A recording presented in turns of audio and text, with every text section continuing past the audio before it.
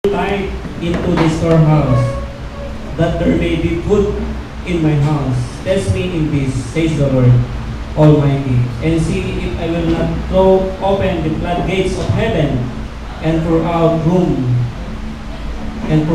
so much blessing that you will not have room enough for it.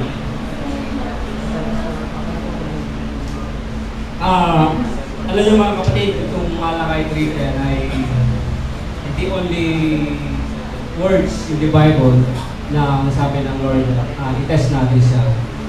Remember dun sa book of sa New Testament, nung nag-fasting ang ating Panginoon ng 40 days and 40 nights,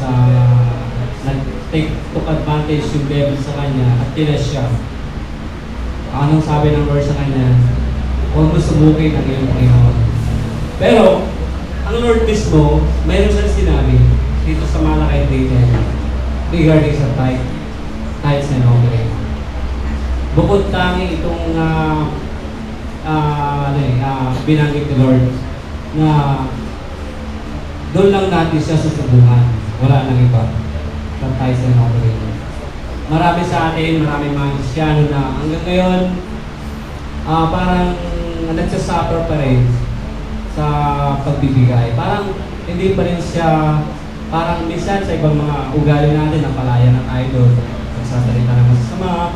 Dati, puro tinatupag natin, kwentuhan dito, kwentuhan dyan. Noong naging Kristyano tayo, napalaya na tayo doon. Di ba? Totally 100%. Nag-turn na tayo ng 180 degrees.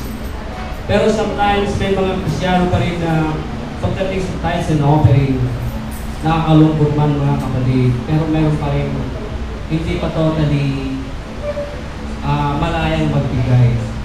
Parang ano pa rin siya, pag-aaram-garam pa rin yung nagbibigay. Parang minsan hindi na kinokupit, basta nagbibigay na lang. Para lang hindi niya isipin yung 10% at parang pag ginisip mo 10% pagka nagbilangan na, pag malaki yung nakuha natin sweldo, pag binilang mo, laki. Parang ang bigat na.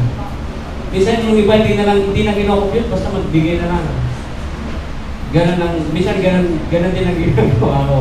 Parang ayaw ko nang computin eh. Lalo pag malaki yung mo, parang ang bigat, mga kapatid. Pero sabi ni Lord dito, test me. Nasubukan nyo na ba ang ating Panginoon? Kung hindi pa, hindi nyo malalaman yung impact ng Malakay 3:10. Ako, sinusubok ako ni Lord dahil itong mga nakaraan, hindi ko alam kung mayroon namang hugutin na kasi yung collection sa project kasi namin yung medyo matagal sa construction. So, pero yung supplier mo ng mga devices, siyempre, may silang yung term na bibigay. Eh ngayon, mayroon mga commitment sa kanila, kailangan mong bayaran na inahabol ka na. Pwede na magtago, magtago ka para dun sa pinagkakautangan. Pero, sabi ko, paano ko isa-settle ito? Katakot-takot na pakiusapan na ng ginawa ko para lang bigyan pa ako ng kalulit doon sa babayarin ko. Less than $1 million yung babayarin na yun. Pero yung sapat, lalo naman, collection naman, may sapat naman akong bayad kasi nga lang may mga delays. So sabi ko, para ko susolusyonan itong mga problema ito. Tapos mayroon pang mga ibang mga pinagkuhanan ko ng mga items na may mga 20,000, mga gano'n, 10,000. Isa nagkasabay-sabay. Yung cellphone ko, maniwala kayo hindi, parang call center na yung cellphone ko gamit. Tawag na, text. Mamaya, lobat na naman. Sabi, pinapatay ko sila ng telepono. Hindi eh. Sabi ko, yung pinagdadaan ko, sabi ko, Lord, pwede naman pala, if you put your trust to God, pwede naman pala. Bakit ka pa mag-worry? God will make a way. Kung nandun mo sa sitwasyon mo talagang, worst to worst, nandun na, mayroon pa rin solusyon eh. Huwag yung sabihin na walang solusyon. Eh kung noon pa, huwag ka nang nag-worry. Nadadagdagan lang yung aking So, ito ang problema ito. Nadadagdagan. So, ganoon mga kapatid. Subukan natin ang Panginoon.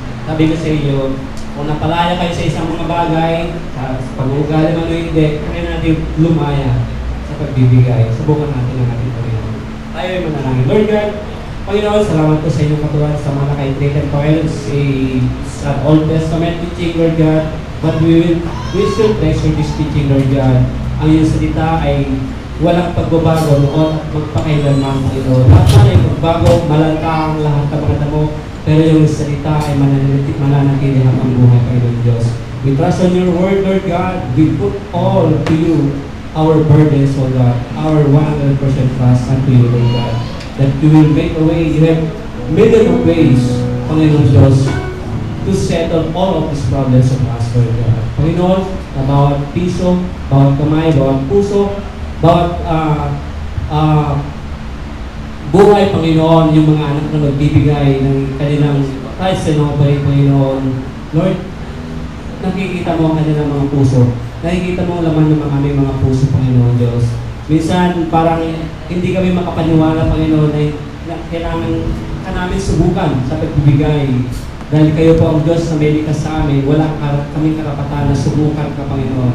Pero ito yung sinabi niyo, Lord God, na subukan ka namin sa pagbibigay, Panginoon. Lord God, salamat po sa salitang ito, Panginoon Diyos.